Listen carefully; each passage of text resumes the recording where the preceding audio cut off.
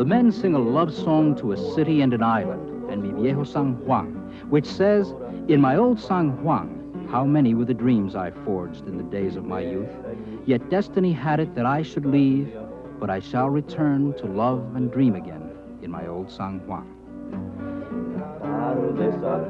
Así extraña nación, pues lo quiso el destino, pero mi corazón se quedó. Every evening, passengers like these on the midnight coach join almost 40,000 Puerto Ricans who every year want to go home again for good. Seeking closer family ties with relatives they left on the island, or trying to find an economic solvency never available to many of them in New York, many of these men and women, so-called New Yorkers, are about to face job discrimination, official indifference, and sometimes outright hostility from other Puerto Ricans.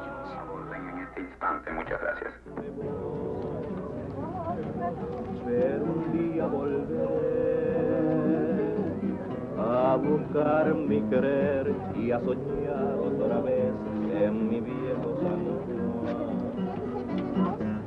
A buscar mi querer y a soñar otra vez en mi viejo San Juan.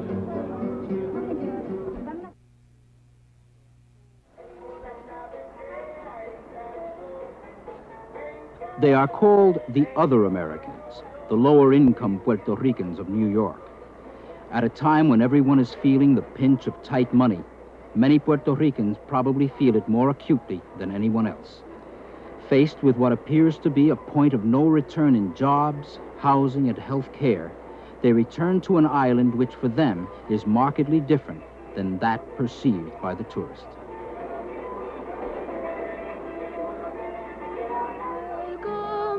Americans, welcome to Puerto Rico. Welcome, fellow Americans. Welcome to Puerto Rico. Welcome to our plazas. Welcome to our park. Welcome to El Morro. Welcome to our sun. Welcome, fellow Americans. Welcome to Puerto Rico. Puerto Rico. The people here call it La Perla del Caribe, the pearl of the Caribbean. In the 77 years since the United States invaded this island, Puerto Rico has moved from colony to commonwealth, its people from colonial stepchildren to American citizens. 10 years ago, I reported from this island, and I thought then that the promise of Operation Bootstrap would be fulfilled, making Puerto Rico truly the pearl of the Caribbean. In those 10 years, however, both the pearl and the promise have been tarnished. This is how our eye-on cameras recorded Puerto Rico today. Perched a comfortable 24 stories above the city of San Juan is the Bankers Club, where representatives of the island's major corporations and financial institutions help shape the destiny of 3 million Puerto Ricans. From this roost, critics wonder how clearly can be heard the changemaker's chant as he cashes unemployment checks for some of the hundreds of thousands out of work.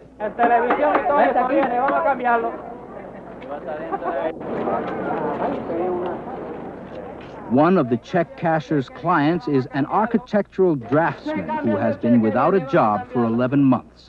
39-year-old Franklin Maldonado supports his wife and 2 children with nothing but his $50 weekly unemployment check. I asked him what will he do when his benefits expire. He tells me, a la brava. I'll have to tough it out. Official government figures put the unemployment rate at 15%. But people in the position to know, like economic administrator Teodoro Moscoso, have told ION that the real figure is closer to 40%. There is no welfare in Puerto Rico, but 73% of the people on the island are on food stamps. $600 million of the federal food stamp program is sent here to bolster households where the annual per capita income is but $1,900 or $36 a week. Food prices reflect mainland inflation. Though the average Puerto Rican family earns less than 1/3 as much as families in the States, food costs considerably more. When we filmed this San Juan supermarket, a quart of milk was 44 cents back in New York. Here it was 49. In New York, a dozen large eggs were 92 cents. In San Juan, $1.19. Some economists suggest that food prices could come down if Puerto Rico's small maritime were subsidized. Shipping into the island is done in U.S. flagged ships. How does that affect Puerto Rico? It affects us to the tune of maybe $30 to $40 million a year versus bringing in our food in the farm bottoms. However, that is not the solution. We prefer to have American flagships serving us. But what we need is the subsidization of the American flagships. Just like the United States subsidizes now a shipment of grain going to Russia. Why not subsidize a shipment of grain going to Puerto Rico? Beyond the economic realities awaiting Nuyorican are other equally corrosive problems, including those of outright hostility faced when Nuyorican must relearn the Spanish language. Una de las palabras que ustedes en el español no la encuentran. We have some words or letters that you don't have in the alphabet in English. One of them is the ña. You understand? Okay. Uña. Uña. Niña. Niña. Dueño. Dueño. People in Puerto Rico make me feel out. In what way? Well, like, they don't talk to me. It could be my cousin. She wouldn't talk to me or he wouldn't talk to me. So what could I do? I could do the same thing. Why? Why does that happen? Part of life. It happens to everybody. Why do you think Puerto Ricans from Puerto Rico turn you off? I don't know. Maybe that's the way of living their life.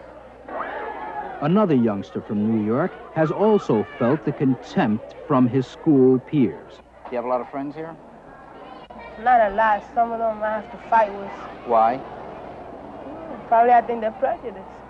They don't get along with me. Why? Every time I go to play in the park, they always start calling me names. Like what kind of name? You know, speak, Rican, you know. David. John Colon, Jr., previous address, New York City. He and his family have traveled from island to mainland as often as changing incomes have dictated. Falso. ¿Qué era la ley? La ley era un baile que estaban con la Puerto Rico. When I come to Puerto Rico, I don't know Spanish, but the few years I get to Spanish and English, but now it's difficult, the English. For John and his Nuyorican classmates, there is rarely a day without some mixed yearning for the old ties, the streets of New York.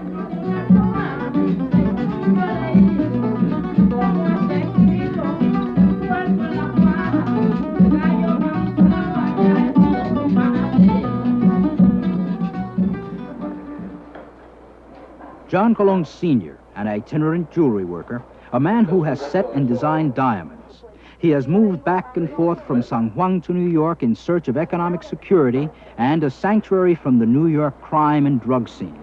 Gradually becoming more accepted by the community, today he works for the municipality of Bayamon, a suburb of San Juan, and dreams of rebuilding the town park. John Colon Sr. is a man with his eye on the main chance. John, you've come back to Puerto Rico. Yeah. And what are you aspiring to now? What are you looking for future? Well, for the future, you know, right now, you know, I'm working with the municipio. And as soon as I can get some money together, you know, I like to put start a magazine, newspaper, you know.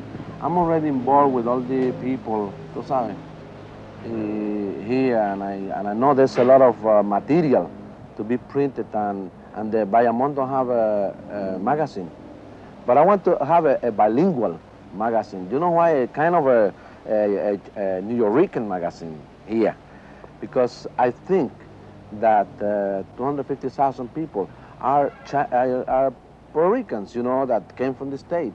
If that doesn't work? Well, I wouldn't like to go back and set diamonds again because I had to get away from my family. And I wouldn't like to go back to New York again. I start something. Like many Nuyorican, the Colons had to overcome the feeling by some islanders that Nuyorican feel superior to them, that everything must be of stateside standards. There is also the fear that in an overpopulated island, the already scarce jobs and housing will go first to the mainland-trained Nuyorican. Mrs. Colon remembers when she first arrived. In the beginning, they used to call me the Americana. that blonde is the Americana in the block. But she seems to be very nice, and she has 2 children that they are very nice, too. But they used to call me the Americana. I don't know why, but they do. I've been married for 22 years. How is John as a provider? Oh, he's fine. He always do the best he can. What do you see in the future for you and John? Well, Johnny and I, our future, I guess it'd be all right. Because my plans are not to stay right here in this home, are to sell and move inside the country. He loves to live in the country, and I guess I have to please him on that. The near future will, yes, the children will grow up and they will go away, and then the 2 of us alone. So I would love to please him and let him pick. If he wants the country, so let's buy a place in the country and we can move.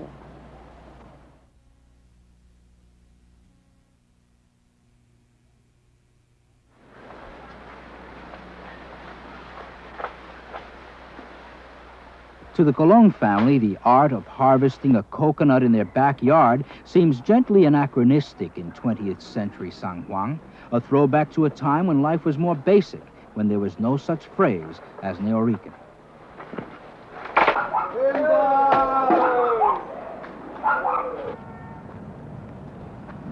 Like many other reverse migrants who have settled in Bayamon, the Colon family's cultural roots go back at least 5 recorded centuries. How did they come to be called Americans?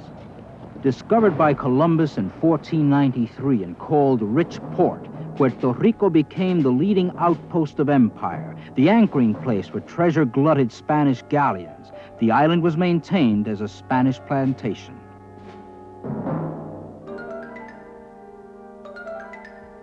But in 1897, forces were underway that would forever change this status. Having come to the brink of war over minor Caribbean incidents, the U.S. mood was one of empire. Theodore Roosevelt, then Assistant Secretary of the Navy, was eager. I rather hope the fight will come soon. This country needs a war. Work hastily got underway to completely overhaul our antique Navy, launching powerful warships like the Iowa, Massachusetts, and the Maine. In the Senate, Indiana's Albert Beveridge prayed, "May we never fear to shed our blood for the flag and its imperial destiny." When President McKinley urged calmer thinking, Teddy Roosevelt shot back, "The president has no more backbone than a chocolate eclair." The sword was further honed in New York by a circulation war being fought between Joseph Pulitzer of the World and William Randolph Hearst of the Journal. The subject was the Cuban Revolution. To the Cuban people, it was a violent struggle, but to the penny papers, it was a godsend. Publishing often imaginary dispatches, Hearst seemed to almost set in type the events which would take place on the night of February 15, 1898, when the battleship Maine lay anchored in Havana Harbor. One wonders if any of the crew were thinking about a quote widely attributed to Hearst, who allegedly cabled artist Frederick Remington on assignment in Cuba, "You furnish the pictures, I'll furnish the war." At 9:40 p.m., taps had just been played.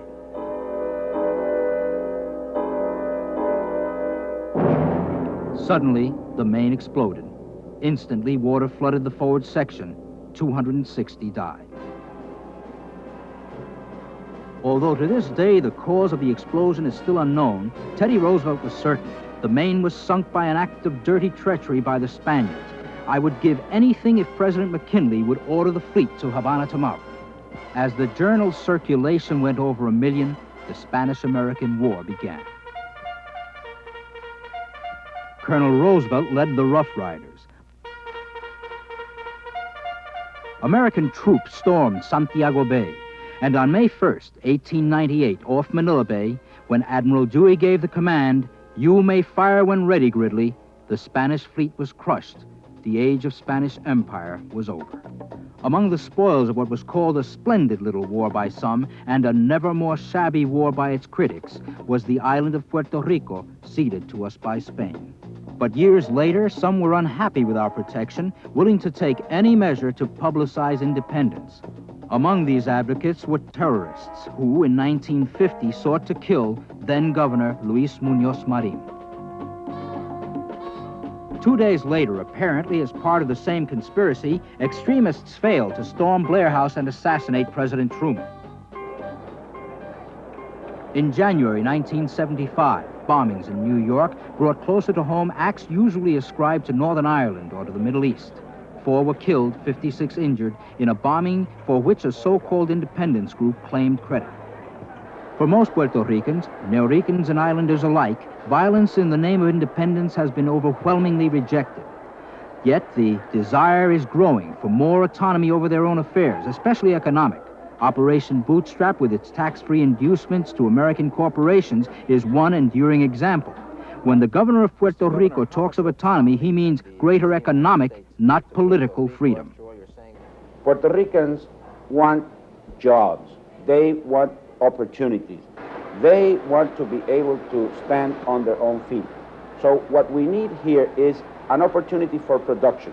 For that we need autonomy, because the difference in our standard of living between here and the United States is so great that the same laws and rules, if they are applied here, do not permit the growth that Puerto Rico needs.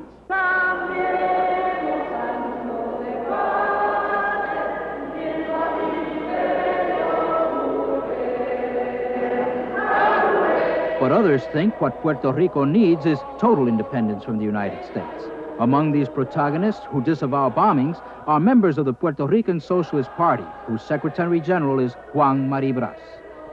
The workers, the taxpayers, the people of the United States are subsidizing the few capitalists who obtain gains from Puerto Rico. At the same time, we are super exploited by those capitalists that, even with the subsidy of the federal government, don't give us back the wealth produced by the people of Puerto Rico. Polemics aside, Puerto Rico, like many of her neighbors in the Caribbean and throughout Latin America, remains a land of the haves and the have-nots. Too many of her people live in squalor.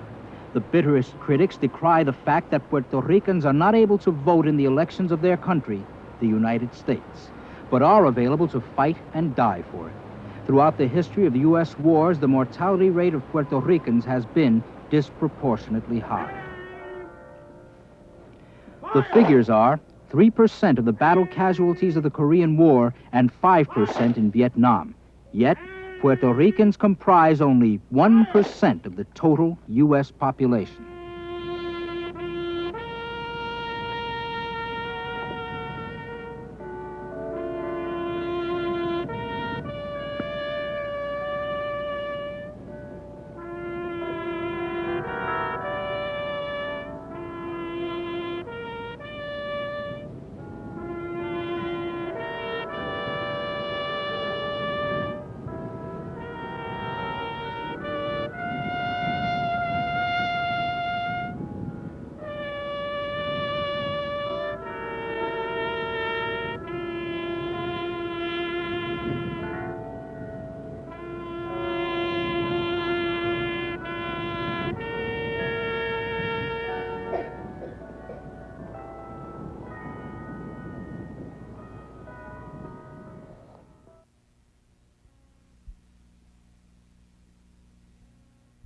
Through such continuing enticements as Operation Bootstrap, Puerto Rico is desperately seeking economic help. But for now, it remains a mirror of mainland recession. A bitter axiom heard down here is, when Uncle Sam sneezes, Puerto Rico catches pneumonia. With pockets of substandard housing, with soaring unemployment, many islanders continue to feel that Neoricans compete in an already lean job market. I asked about this hostility which New Yorkers face from their fellow Puerto Ricans. Governor Colon thought it was beyond the powers of his office. That is not the sort of thing susceptible to a government program. I mean, it's the adaptation of an individual to a new environment. And fact of life.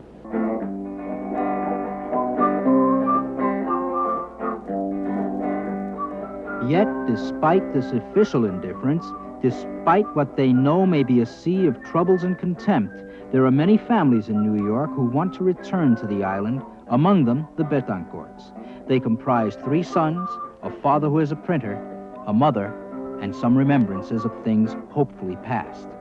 Son Epifanio Jr. recalls an earlier visit. There was once this incident that I went to a store with my mother in a country town, a rural town. I went to a store, and then there were these relatives of mine, little kids. And as we entered the store, me and my mother, the little kids ran behind the counter and said, "Mira, aquí viene la americana." Americana, and I was really shocked. My mother, who was born down there, was actually being called an Americana, and she never talked a bit of English. Just by the fact that she lived down here, they term her as an Americana. This type of bitterness, this type of contempt, this type of discrimination actually applies to me. I will have to deal with it myself. Since I made my mind to stay down there, I stayed down there, and I've stayed through the whole. I struggled through. The year being here is being in a case. You are trying to get out, and to go back where you was before. Really, here you don't enjoy life. You work, come, watch TV, and sleep, and go back. And down there, it's a different. Even the problem is maybe you have greater problem than there, but the problem don't overtake you. You know, you go in there and you maybe because the greenish, the tree, you have more contact with the nature, maybe because that. But it really, in a way, you are more secure. You feel more at yourself. I really want to go. I want to go back to my homeland, which is the desire of every Puerto Rican that migrates from the island to New York. They always migrate to New York with the intention of going back to the island, always.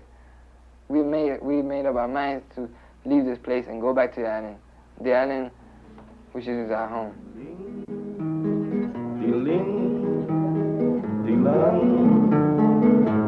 Oye, qué bonito es el tilín de mis campanitas de cristal. Sonar, sonar, sonar, solo para mí, solo para mí.